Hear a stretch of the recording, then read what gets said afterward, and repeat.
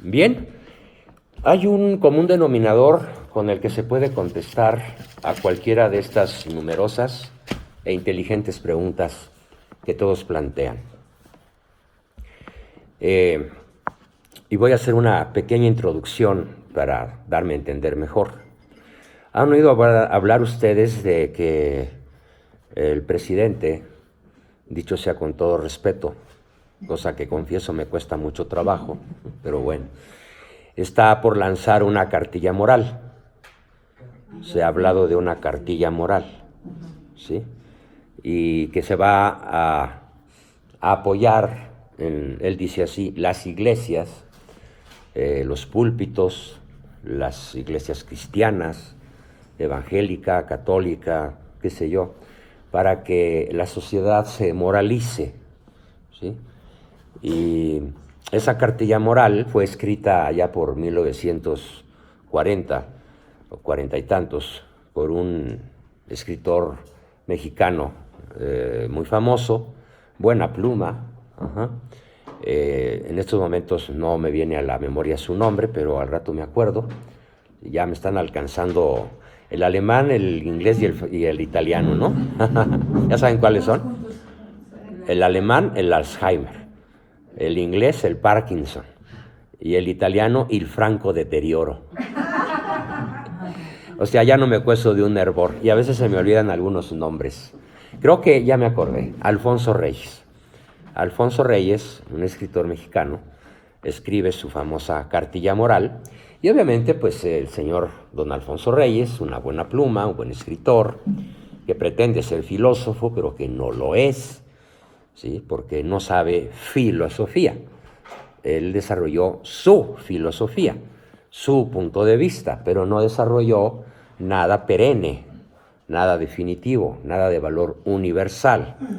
Y al no ser un filósofo universal, pues es filósofo con F minúscula, porque para ser filósofo con F mayúscula, pues tendría que ser de la escuela de Aristóteles o de Santo Tomás de Aquino, o en general de lo que conocemos con el nombre de la filosofía perenne.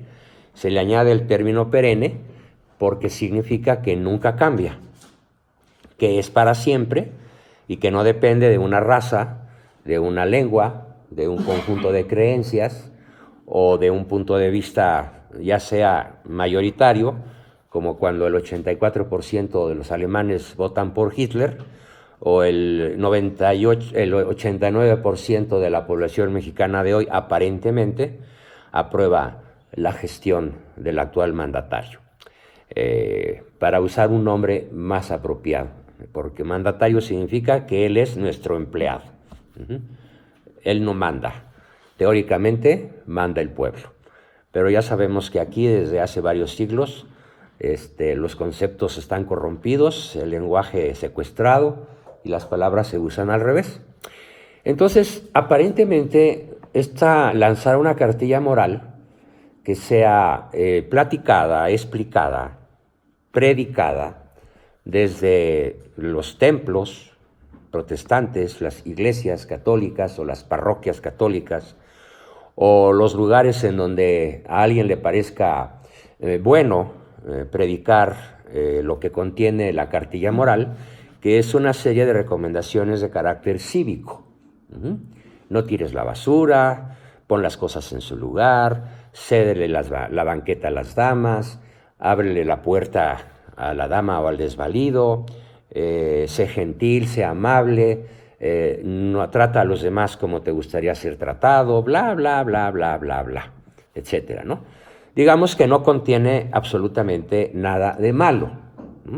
Todo lo que ahí dice hasta cierto punto es bueno y sería deseable que una buena mayoría de la ciudadanía aprendiera a vivir con la cartilla moral, y sí podría esto contribuir a bajar la violencia o a disminuir un poco la corrupción o qué sé yo. Pero ¿qué es lo que falta? Lo que realmente es la falla esencial en esa cartilla moral. Haría yo esa pregunta al grupo, ¿correcto? Falta poner a Dios. Dios no aparece en una sola línea de la cartilla moral. ¿Y por qué, Sergio, o por qué cualquiera otro que quiera opinar? ¿Por qué hace falta poner a Dios? Por la cuestión de la verdad. Si Dios es la verdad, ¿sí? Los mandamientos, al igual que la cartilla moral, trae cosas buenas. Sí. No matarás, no desearás a la mujer de tu prójimo, no robarás. Es parte de los mandamientos, es parte de la vida de México. ¿Quién más daría su opinión? ¿Por qué la cartilla moral es, en mi punto de vista, en mi opinión, absolutamente insuficiente para que las cosas cambien en este país? O en cualquier otro. Porque no basta ser bueno. Y porque precisamente caeríamos en el argumento ganador de nada más ser buenos, pero sin ir más allá, sin precisamente ocuparse del prójimo. Y como dice Sergio, si a fin de cuentas los mandamientos también nos van a dar una pauta de conducta, con el hecho de que amemos al prójimo como a nosotros mismos, buscamos el bien común, generando un argumento de triunfador. Ajá. ¿Quién más daría su opinión? ¿Por qué no basta cumplir una cartilla moral? Yo pienso que porque también tenemos que ir a la raíz. ¿Cuál es la raíz del problema? A ver, Mari Carmen, eso es muy interesante. Yo pienso, obviamente, la ignorancia completa en la que vive nuestro... La ignorancia para ti es un mal raíz es una mala... generalizado. Y obviamente la falta de Dios, o sea, antiguamente en las familias, que eran familias grandes, familias... todo esto se daba un poco también como por default, o sea, porque como por ósmosis, se ¿no? creaba un ambiente de ayuda, de apoyo, de crecimiento, Hoy se tiene un hijo y, híjole, ya estamos exagerando demasiado, porque hay quien no tiene hijos y tiene perros. Cosas de este tipo. Entonces, yo eso es lo que pienso, falta una raíz profunda. Una raíz profunda. A ver, Pilar. Creo que es quedarte en la forma. ¿No? La cartilla moral se queda en la forma. Entonces, haz de cuenta, yo te cedo el paso porque te cedo mi asiento porque eres una anciana o una mujer. Yo te cedo el asiento, ¿no? Yo soy un señor. Entonces, eso, ok, ahí hay una forma. Pero en el fondo no hay un trabajo porque pues es muy parecido a lo que ellas dicen, ¿no? En el fondo no hay un trabajo porque yo no es porque te naces, sino porque te obligan. La considero como que tiene una dignidad como ser humano. No es por su dignidad, es porque es un deber ser. Por el respeto, por no. Bien, voy entonces a leer. Perdón, Luis, ¿quieres añadir algo? Claro. Un tema, yo partiría de quien la está promoviendo es el gobierno. Y yo creo que la gente nunca va a tomar en cuenta lo que, en este caso, esta administración le provea en cuanto a esa cartilla. Si no tiene para comer, si no tiene las necesidades básicas prioritarias, satisfechas, y que tampoco estoy responsabilizando al gobierno, porque sería un tema muy poco inteligente. Ajá. Pero yo creo que la condición del mexicano promedio, pues hoy está por debajo de un nivel de supervivencia. De supervivencia, ¿no? Sí. Tú no le puedes pedir a un ser humano... Sí, más de la mitad de la población mide por debajo del índice de miseria. No sabe si tiene para comer en la noche, ¿no? Sí, se responsabiliza al gobierno. A ver, Pilar. Sí, tú opina con toda libertad, claro. No, yo he pensado mucho en ese tema porque yo he visto, por ejemplo, la gente que antiguamente te servía, ¿no?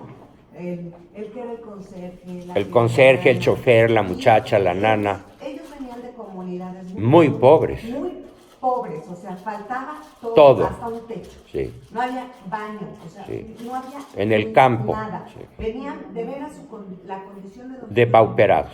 Y sin embargo, tenían educación. Eran personas excepcionales. Excepcionales, sí. Que no eran mercenarios como ahorita, no. Se comprometían contigo. Entonces, yo no creo que el que te falte pan en el estómago te impida, al contrario, te impida ser una gran persona y te impida tener y adoptar ciertos valores y virtudes. Sí, claro. Yo me refiero únicamente a cómo actúa la sociedad frente a quien lo promueve, que es el gobierno. Si esto viniera de cada escala ideológica, una iglesia, un un líder moral, me queda claro que la gente lo vería bien. Pero si el gobierno te está poniendo estos 10 mandamientos políticos, sociales, con la figura de Zapata, con la figura de Madero, con la figura de los presuntos líderes que para este gobierno son... No, bueno, y además, dicho sea de paso, debo decir rapidísimamente que los 4 personajes que aparecen en el logotipo de la Cuarta Transformación son asesinos seriales. Los 4. Juzgados por la historia. Sí, y juzgados por la historia verdadera. No es una sesión de historia, pero vale la pena mencionar las características básicas de estos 4 señores, ¿no? Por ejemplo, Emiliano Zapata, que por cierto está ahorita como uno de los más resaltados en la Cuarta Trastornación, como yo la llamo. ¿Sí? El señor Zapata tenía el hábito de volar trenes de sus adversarios, pero no crean que para ganar una batalla militar, sino para secuestrar a las muchachas, ¿sí? Secuestraba a las muchachas, las violaban, y después, para no dejar huella de testigos, su soldadesca, incluso él personalmente lo llegó a hacer, igual que otro famosísimo criminal, Genovevo de la O, que era su asistente principal, militar, les vaciaban la cuenca de los ojos con bayonetas, les ponían pólvora, una mecha y las hacían estallar. Esto era el parte de guerra del general Emiliano Zapata, un día sí y otro también. Y además presumía a cuántas mujeres habían secuestrado, violado y hecho estallar como si fueran barriles de pólvora, pero los barriles de pólvora eran sus cabezas. Y eran personas de carne y grueso como lo somos cualquiera de nosotros.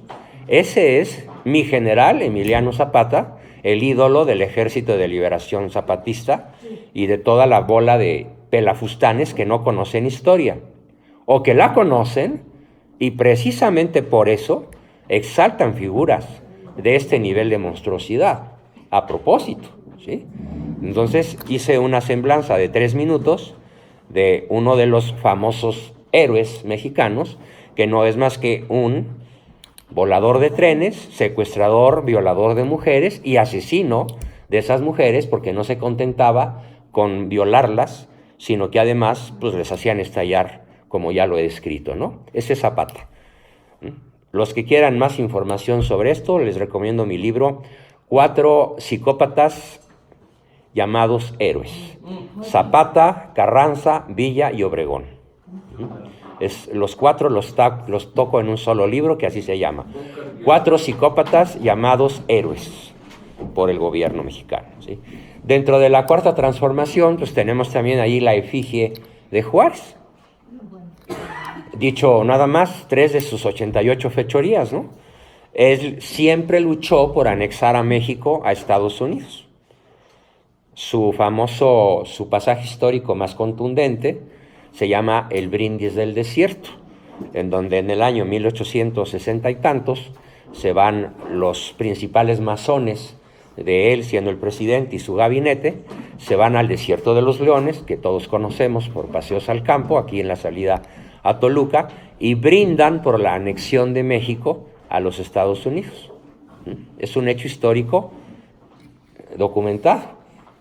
Incluso si ustedes van a la biblioteca José Vasconcelos y buscan documentación sobre el Brindis del Desierto, la van a encontrar, y es el deseo juarista y de todo su gabinete de que México fuera una estrella más de la Unión Americana, ¿sí? Para lo cual además firmó el Tratado Maclean-Ocampo.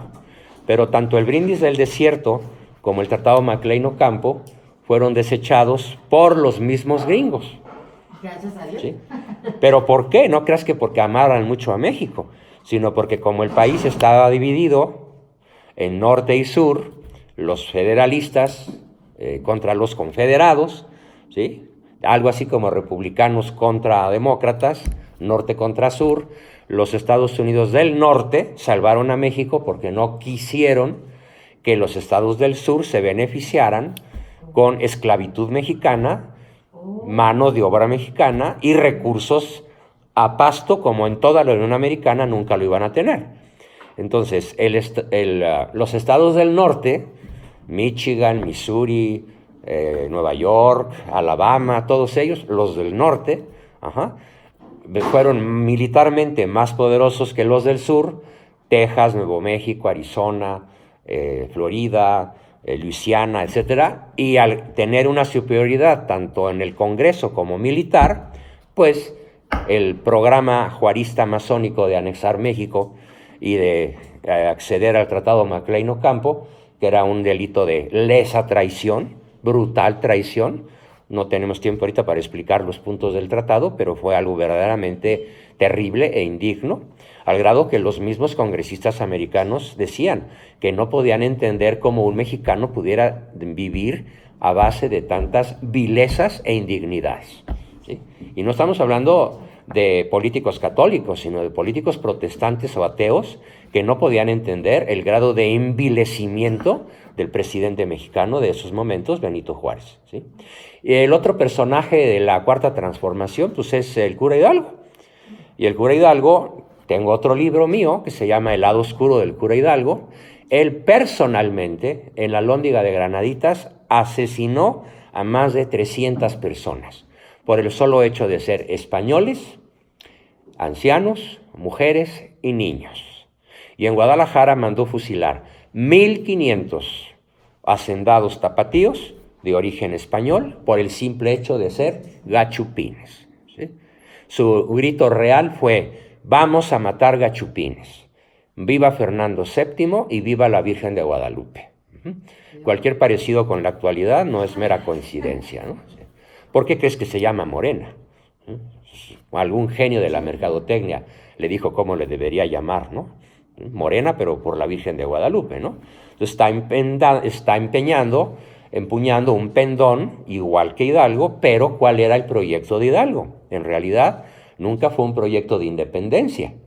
El proyecto de Hidalgo era matar gachupines, a tal grado que lo primero que hizo en sus primeros meses de campaña fue sacar de las cárceles de Guanajuato, de Jalisco, de todo el centro de la República, sacar a los presos de las cárceles. Estamos hablando de asesinos, asaltacaminos, que era lo que más se usaba en aquella época, y les decía así: coged, mijitos, coged, todo es vuestro, quitaoslo a los malditos gachupines que vinieron a saquear esa gran nación. Y cuando logró reunir 80,000 criminales, venían derechito a la Ciudad de México, pero ¿con qué creen que venían? Con sacos, para meter el botín, con carretas de sacos, para saquear la Ciudad de México. Aquí cerquita, un general realista, que era a la vez el virrey, Calleja, ayudado por don Agustín de Iturbide, los derrotó en 2 tremendas batallas de 3,000 contra 80,000. Para que tengan ustedes idea del valor militar de Hidalgo, ¿no? Si hubiera tenido algún valor militar, pues con un ejército similar, hubiera tomado la capital muerto de la risa. Pero era como una chusma de criminales, sin ninguna disciplina, sin ningún ideal, simplemente venían a robar, saquear, violar y llevarse cuanto podían por órdenes del cura Hidalgo. Coged, hijitos, coged, todo es vuestro. Si quieren conocer los documentos en los que me baso para contarles esta historia, ahí está mi libro, virtual o físico, El lado oscuro del cura Hidalgo, ¿sí? Lo único que puedo decir bueno de él es que cuando lo pesca el ejército realista, camino a un lugar que se llamaba el Baján, ¿sí? Llevaba 700 toneladas de plata y 200 toneladas de oro, robadas, por supuesto, a los españoles ricos de su época, ¿no? Llevaba 6 muchachas guapísimas, las cuales eran sus concubinas, al mismo tiempo. Se las ingeniaba para darles batería a todas, y cuando lo toman prisionero, se lleva tal susto, y lo empiezan a visitar sacerdotes de la región, y finalmente accede a arrepentirse, escribe sus crímenes. O sea, ¿en qué me baso para contar los crímenes de Hidalgo? En su propia confesión escrita, ¿sí? Él confesó sus crímenes, por escrito. Tuvo el valor de confesarlos, arrepentirse, ¿sí? Y morir confesado y comulgado antes de ser fusilado por traición a la patria, ¿sí? Porque obviamente pues, había traicionado a España, ¿no? Y su patria era España. México no existía como nación, existía el virreinato de la Nueva España. ¿Cuándo empieza a existir México como país independiente? Hasta 11 años después, con Agustín de Iturbide. El día que Pejelopostli hable de Agustín de Iturbide, habrá sucedido un milagro guadalupano, ¿no? ¿Sí? Si es que lo reconoce como el verdadero libertador de México. Y el otro personaje que está ahí es Cárdenas, ¿no? A ver, Juárez, Hidalgo, Cárdenas y Zapata. Me falta Cárdenas. ¿Cárdenas qué hizo? Aparte de perseguir a la Iglesia Católica con singular crueldad. Mi madre estudiaba primaria y secundaria en la época cardenista y tuvo que pasársela escondida para poder estudiar la primaria y la secundaria, escondida porque era delito que las monjas o los frailes enseñaran a los niños. Y cuando pescaban a una monja o a un sacerdote o a algún fraile enseñando a leer y escribir a una niña de primaria o de secundaria, la secuestraban y la fusilaban sin que fuera un acto público. Además de que hubo muchas persecuciones abiertas. Por ejemplo, en una ocasión, yo voy mucho a una iglesia, por muchas razones personales, que es San Juan Bautista de Coyoacán. Entonces, como que ahí la agarró Cárdenas, entonces cada domingo mandaba a sus esbirros a matar muchachas que salían de comulgar o de confesarse o de misa, ¿sí? Y hay fotos de la época en donde las hordas cardenistas asesinan a los católicos de San Juan Bautista de Coyoacán solo por estar saliendo de misa. Ese es Cárdenas, uno de los 4 ídolos de Pejelopostli. Entonces, ¿a quién adora? ¿Sí? Pues a los 4 hombres más perversos que pudo haber creado este suelo mexicano en diferentes épocas, ¿no? Bueno, breve breviario cultural para que se ubiquen en la raíz de nuestros males, ¿no? Bueno, esa es la raíz histórica, pero hay una raíz filosófica y una raíz antropológica muchísimo más profunda que la que me acabo de referir, y con esto entramos en materia. El gran problema que nos impide lograr todo lo que aquí manifestamos, al rato voy a leer algunas de las más interesantes para seguirnos ubicando y seguir profundizando, es lo que vamos a conocer con el nombre de ambivalencia. Ambivalencia. ¿Qué es la ambivalencia? Bueno, dicho en términos populares, es querer y odiar a la vez. De hecho, yo he fabricado, me he tomado la licencia de construir un verbo castellano que se llama el verbo amodiar. De tal manera que una persona realista no puede decir nada más yo te amo, sino la realidad es que debería decir yo te amodio, ¿sí? Tú me amodias, ¿sí? Todos nos amodiamos, porque díganme, ¿quién de nosotros no hemos querido retorcer el pescuezo a un angelito de 3 años que no deja de chillar? O que se hizo popó cuando lo acabo de cambiar. Sí, te amodio. Te amodio, o que te muerde la teta cuando le estás dando tiernamente el pecho, ¿no? ¿Quién no ha querido asesinar a la señora cuando algún galán, algún pretendejo por ahí en algún restaurante le echa miradas de tacos de ojo, ¿no? ¿Sí? De tacos al pastor, pues, ¿no? ¿Sí? ¿Qué sentimos por la esposa si sentimos que es un poco más coqueta de lo que mis parámetros lo aceptan? Pues la quiero ahorcar, la quiero matar, la quiero freír en salsa verde, ¿no? ¿Sí? ¿Y qué hace la señora cuando el marido a las 10 de la noche, 11 de la noche, 12 de la noche, no llega, ¿sí? Y llora porque no llega y lo empieza a buscar y el celular está apagado y nada más entra el buzón y de pronto a las 2 de la mañana llega, ay vieja, ya llegué. Lo insulta. Y quiero cenar. Lo corre a patadas. Le cierra la puerta en las narices y cuando acaba de hacer eso, chin, ¿qué va a ver? No, mi amor, vente para acá. Y entonces él dice, ahora no. Y se va. Y cuando va en la esquina dice, chin, qué mal me veo, y se regresa. ¿Decías, mi amor? No, que te largues. ¿Exageré o así suceden las cosas? Sí, así pasa. Cualquier parecido es mera coincidencia. Bueno, ¿sí? No es mi caso, pero sí. Bueno. Le ocurre al primo lejano de un... Personas que yo primo segundo lejano, ¿no? Sí. Entonces, todos, en mayor o en menor grado, somos ambivalentes.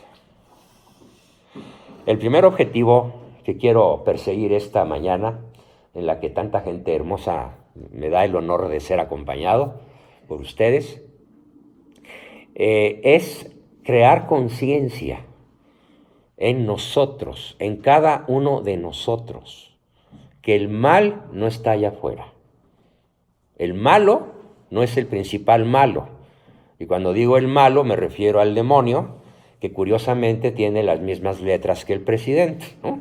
Manuel Andrés López Obrador es el otro malo, en menor escala, porque es escala humana, y el otro lo es a escala angelical. Entonces él es el maligno por antonomasia, y pues este es un triste remedio del infierno, pero bastante malo, ¿no? Entonces, el malo no es el demonio, que sí lo es, pero no es de quien más nos tenemos que preocupar, no es de quien más nos conviene ocuparnos. De quien más nos conviene ocuparnos es de nosotros mismos, de la maldad que hay en mí, de la ambivalencia, de la ignorancia, de las debilidades, de las falencias, de los errores que hay en mí, aunque no quiera. Para esto recurro al mejor psicólogo que ha dado la cristiandad. Desde su fundación, en el año 31 o 32 fue nuestro Señor Jesucristo, cuando decreta: tú eres Pedro, y sobre esta piedra edificaré mi iglesia, y las puertas del infierno no prevalecerán contra ella, y estaré con vosotros hasta la consumación de los siglos. Ahí está la fundación de nuestra iglesia. Y después, unos años después de esta fundación, surge a la vida pública de la Roma, la Galilea y el Israel de su época, un personaje famosísimo, que fue llamado el apóstol por antonomasia. ¿A quién me refiero? A San Pablo. Y San Pablo escribe en su carta a los Romanos 8, capítulo 15, versículos 23 y 24, escribe algo insuperable, que todos los psicólogos juntos de la tierra no hemos podido nunca describir de una manera tan contundente, tan perfecta, ¿sí? Hablando justamente de lo que yo les pido y exhorto a todos, y desde luego me incluyo, me pongo en primerísima fila, en primerísimo lugar, para hacer una toma de conciencia sobre mi ambivalencia. ¿Qué dice San Pablo? Dice: y ni siquiera entiendo lo que me pasa, porque no hago el bien que quisiera, sino por el contrario, hago el mal que tanto detesto. Porque veo en mis miembros otra ley que está en guerra contra la ley de mi mente y que me entrega como preso a la ley del pecado inscrita en mi carne, en mis miembros. Desdichado de mí, ¿quién me liberará de mí mismo y de la muerte que llevo en mí? San Pablo. ¿Quién ha escrito algo mejor que esto? Nadie. Ni yo, ni Adler, ni Freud, ni Juan Bosco Abascal, ¿no? Ni ningún otro psicólogo, por brillante que sea, a lo largo de la historia, ha descrito de una manera tan contundente, tan profunda, lo que nos pasa. ¿O alguien se siente excluido de esto que acabo de leer? ¿Alguien hace el bien sin esfuerzo? No sería humano. Y que yo sepa, marcianos no existen, aunque Jaime Maussan jure que ya se lo llevaron y le hicieron el amor, ¿no? Eso es una fantasía esquizofrénica, que vende mucho, por cierto, ¿no? Entonces, todo ser humano, por naturaleza caída, somos ambivalentes, sin excepción. El mal no es la otra persona. Mi adversario no es el que me tiene metido en una cárcel de manera injusta, ¿sí? O secuestrado. Indudablemente, el principal adversario al que todos los días nos conviene enfrentarnos y vencer es a nosotros mismos. De hecho, hay una serie de películas muy premiadas, muy vistas, que han sido muy famosas, que tocan este problema de fondo, ¿sí? Y voy a describirlo. En una de ellas, y curiosamente los cineastas, pues no sé si sean, desde luego no son católicos, pueden ser que sean protestantes. Me refiero a George Lucas, el principal cineasta, y Steven Spielberg, de la famosísima saga La Guerra de las Galaxias, en donde el héroe principal es entrenado por un señor que se llama el Yoda. Es un viejito verde, chiquito, redondito, muy chistoso, y este guerrero principal le pide al Yoda que lo entrene para poder enfrentar a Darth Vader, perdón, ¿sí? Qué bueno que entiendan el chiste político, ¿no? Bueno, te tardaste 10 segundos, pero lo entendiste. Yo dije, lo dijo mal y luego No. Se le cayó el sistema. Le cayó el... Al que se le cayó el sistema, lo tumbó, ¿no? Sí. Además, pues mandó matar a Quique Camarena y no tiene visa y no puede pisar suelo gringo porque luego la DEA lo pesca, ¿no? Sí, por asesino convicto y confeso de un agente de la DEA en México, ¿no? Por eso le llamo Darth Bartlett a Darth Vader, que es el malo de la Guerra de las Galaxias. Entonces, el Yoda, el entrenador, accede a entrenar a George Lucas, a un guerrero Jedi, muy jovencito, y se lo lleva a un campo solitario y le empieza a enseñar a manejar la espada láser y el escudo, y a dar volteretas hacia atrás y doble salto mortal y todas las piruetas que tiene que hacer para poder enfrentar en un duelo a su eventual adversario Darth Vader, el malo, que curiosamente era su hermano. Su hermano, y él no sabía que era su hermano. Cuando termina la etapa de entrenamiento, según el guerrero entrenado, dice, ya estoy listo para pelear contra mi enemigo. Y le pone al enemigo enfrente. En un holograma, el entrenador pone al enemigo, y como todavía no está bien entrenado, el bueno pierde la primera batalla, y le dice, no, tienes que seguir entrenando. Todavía no logras vencer a tu principal adversario. Bueno, pues sígueme entrenando. Finalmente, otros 6 meses, otros 9 meses de entrenamiento, larguísimo, tedioso, brutal, ¿sí? Donde tiene que repetir 1001 veces la misma acción hasta volverla automática. Y cuando ya tanto el Yoda como el guerrero sienten que están debidamente entrenados, dice, bueno, ahora sí, va la pelea final, para ver si realmente estás bien entrenado, y la próxima vez que te encuentres con tu guerrero enemigo en el mundo real, vamos a ver si realmente lo puedes vencer. Sale el malo, Darth Bartlett, se empiezan a pelear, y el bueno le gana al malo. Y le dice el entrenador, ahora ve y quítale la máscara, ¿sí? Para que veas quién es tu adversario, al que acabas de vencer. Entonces va el guerrero, le quita la máscara y tiene otra, como capucha en la cara. Quítale la piel que cubre su verdadero rostro. Se lo quita. ¿Y a quién ve? A él mismo. No ve el rostro de Darth Vader, ve su rostro. Es él a quien acaba de vencer. ¿Cuáles fueron los 4 adversarios que él aprendió a derrotar para poder enfrentar su propia ambivalencia, para poder vencer al mal externo? ¿Qué 4 adversarios tuvo que vencer él en sí mismo? Primero el miedo. El miedo, correcto. El miedo. ¿El miedo a qué? El miedo a cambiar. Todo ser humano tiene miedo a cambiar. Y voy a explicar por qué. Entonces, no vamos a estudiar este tema para saber de qué se trata. No. Voy a ser más rudo. Vamos a estudiar hoy este tema para que hoy tomemos decisiones y las sostengamos.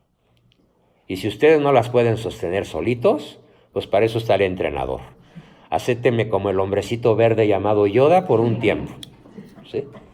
Si ustedes solitos no pueden, es natural. Eso es lo que justifica mi profesión. Por eso cuando a mí me preguntan, ¿y a qué te dedicas?, lo contesto.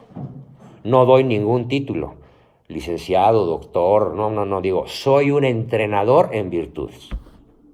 Eso es lo que yo soy, un entrenador en virtudes. Y sí, manejo 5 disciplinas: historia, filosofía, psicología, teología y pedagogía, ¿no? La psicología para entender las emociones ambivalentes, contradictorias, que San Pablo describe de una manera tan brillante. El amodio, el querer dar un beso, pero a la vez una cachetada, ¿no? El querer cambiar los pañales, pero al mismo tiempo ahorcarlo porque ya me desesperó. Y bueno, y de hecho hemos sabido de madres por centenares que han matado a sus hijos, ¿no?, en un arranque de desesperación. Entonces, para eso es la psicología, para poder entender las emociones del otro y conducirlas a puerto seguro. La filosofía es para poder contestar las preguntas esenciales, porque la psicología no tiene las mejores respuestas.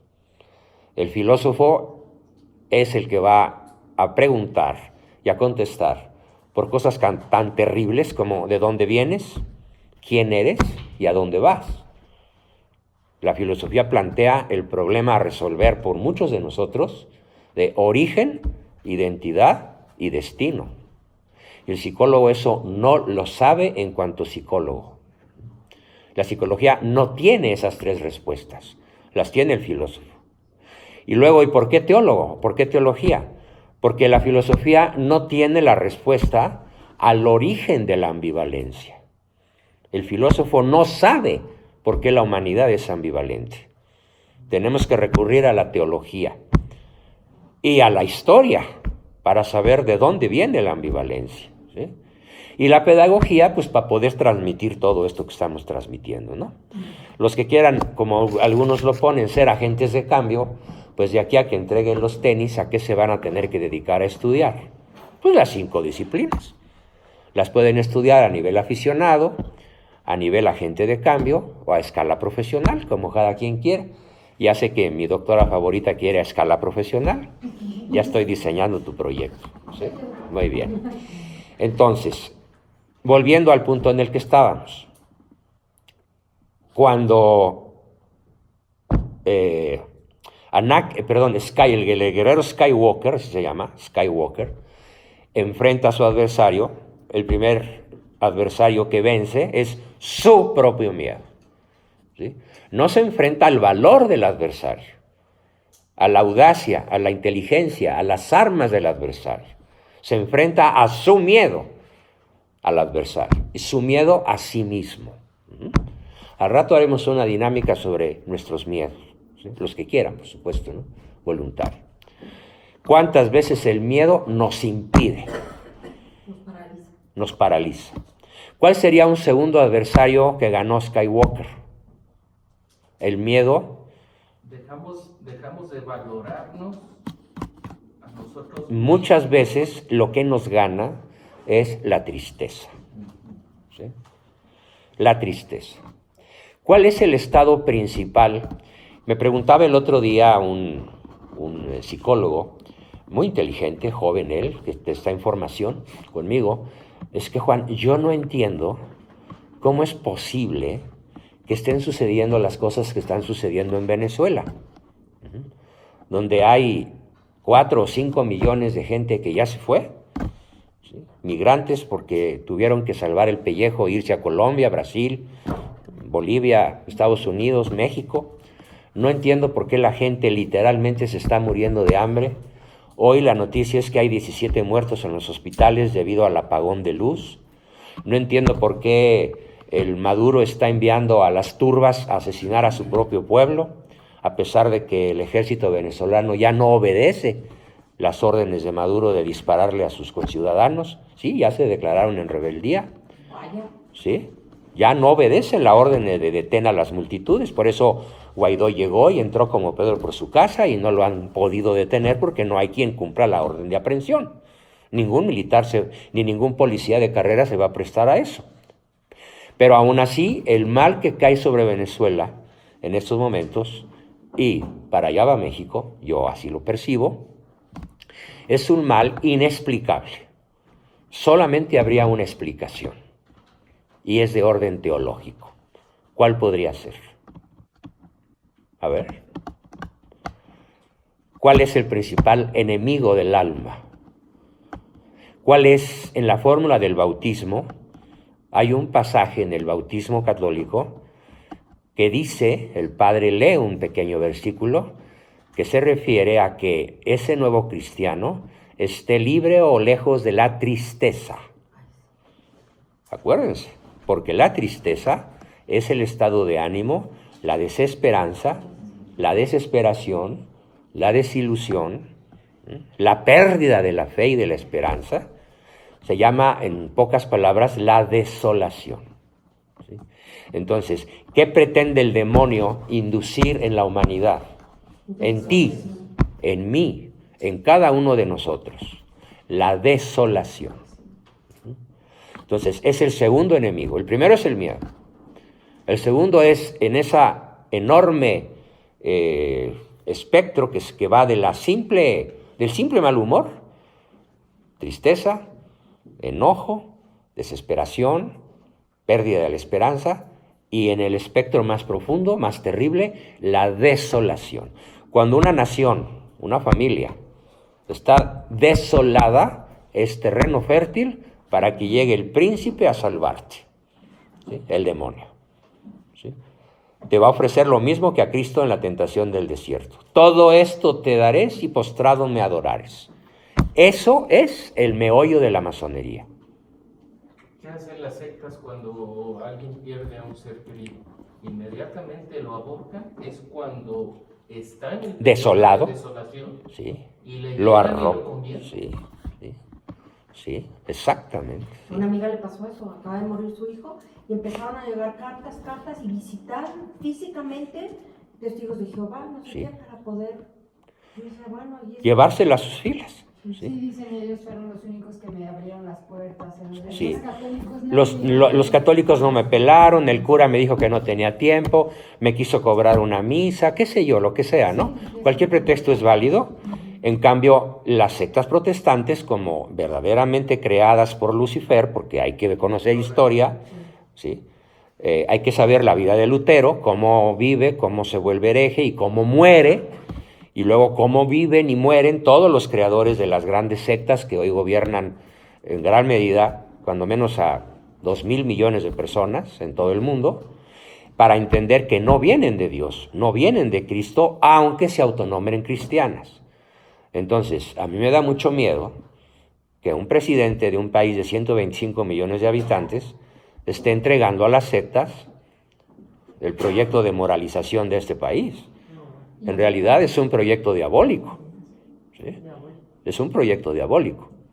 Pero entonces, ¿dónde está el adversario? Sí, está allá afuera, pero en mí. Me conviene entender de cuáles debilidades mías se va a aprovechar la jerarquía, el mando político, la policía secreta que anda por todas partes. Ya van a meter al bote, noticia de ayer, a los que se atrevieron a hacer la serie de El populismo en América. Sí, estamos hablando de periodistas de primera línea, ¿eh? Pero no a los que se robaron el petróleo. No, claro, no, esos ya están absueltos. Y todos los narcotraficantes también están absueltos, ¿no? Pero sí a los periodistas. Pero sí a los periodistas que se Ya atrevieron. medicinas Sí, a los niños exactamente. que tienen cáncer Sí. Entonces, ¿cuál es el estado que con mayor frecuencia nos puede llevar justamente a hacer el mal que tanto detesto? La desolación, la soledad, la tristeza, la ausencia de caricias, de reconocimiento. A ver, si yo reconstruyera en estos momentos la historia de los 200 pacientes homosexuales, hombres y mujeres que me han consultado en mis 56 años de vida profesional, cuando una chica o un hombre homosexual son vencidos por la tentación del acto sexual que mentalmente rechazan, por considerarlo pecado.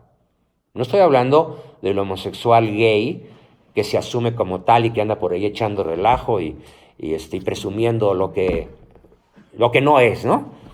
No, me estoy refiriendo al homosexual de buen corazón que puede orar esta epístola de San Pablo y decir, ¿quién me va a librar de esta esclavitud, de esta terrible cosa que yo no quiero hacer, pero que hago? Una ley contraria a la ley de mi espíritu me lleva a buscar esta relación de la cual me voy a confesar al día siguiente o a los pocos minutos de haber salido, ¿no? ¿Sí? Me acuerdo, lo puedo contar con toda apertura, cuando yo iba a hacer mi primera comunión, mi papá me contó una anécdota personal de él. Mira, mijito, estando yo soltero, me acosté con fulana, no digo el nombre. Ay, papá, ¿y qué hiciste? No, pues me levanté de la cama y me fui a confesar. ¿Sí? Literal. ¿Sí? Le dije, no, ella quería que yo me quedara otro rato con ella y me dijo, quédate, Salvador. Yo le dije, no, ya me voy. ¿A dónde vas? A confesarme, porque estamos en pecado. ¿Sí? Entonces, y yo le pregunté, oye, papá, ¿y por qué lo hiciste? ¿Y saben qué me contestó? Porque estaba triste. Me sentía solo. En una ciudad extraña, lejos de mis padres, sometido a una presión política brutal, perseguido por la policía. Entonces, pues la noche se prestó, llegó la muchacha guapa, tierna, acariciante, atractiva, y yo triste, y ella también, nos consolamos, nos secamos las lágrimas, y pues todo terminó como tenía que terminar. Entonces, ¿cuál fue mi adversario? Yo tenía 6 años, la tristeza. ¿Cuántas veces la tristeza nos lleva a buscar un consolador? Y ese consolador es la pornografía, la prostitución, la contable, bueno, la teibolera, pues, ¿no? Las drogas, el alcohol, ya de perdida el cigarro, ¿no? Porque muchas personas no pueden dejar de fumar. Pues se acompañan con un cigarro, ¿sí? En esos momentos la compañía es un cigarro, ¿sí? Pero ¿qué tal si la compañía es la comida? Es la comida, ¿sí? O la tarjeta de crédito, ¿sí? O un papá cómplice. No, mijito, ten, yo te pago, yo te lo compro, ¿sí? O qué tal si el consolador es un tipo que te regala 120 pesos diarios por no hacer nada, ¿no? Imagínense lo que está sucediendo, ¿no? Entonces, ¿dónde está el adversario? Sí, allá afuera, pero aquí adentro, ¿qué está? El miedo y la tristeza. Y en grado superlativo, la desolación. A estas 200 personas que he podido ayudar en su drama homosexual, hombres y mujeres, más hombres que mujeres, siempre les digo, a ver, vamos a aprender, ¿sí?, a que cuando empieces a sentirte triste, no te vayas por el camino que ya conoces. Es como la vaca. Imagínense cómo surgió, lo cuenta Salvador Novo, el cronista de la Ciudad de México, cómo surgieron las avenidas en la Ciudad de México. Vaya, es muy chistoso como lo narra él. Dice, pues una vez en el centro del Zócalo, ¿sí?, todavía había maíz sembrado, ¿no?, frente a la catedral, todavía había plantas, y a un indio se le fue una vaca, ¿sí?, y detrás de esa vaca pues fue el indio, y pidió ayuda, y llegaron otros 10, ¿sí?, detrás del indio, cuya vaca se había ido, y siguió corriendo 1000 metros, y por ahí se fueron todos, pero la vaca corría en heces, ¿no? Y así surgió la avenida San Juan de Letrán. ¿Por qué? Porque la vaca facilitó el camino al primer indio y a todos los otros 10. ¿Y por dónde regresaron? Con la vaca. Pues por donde se habían ido, ¿no?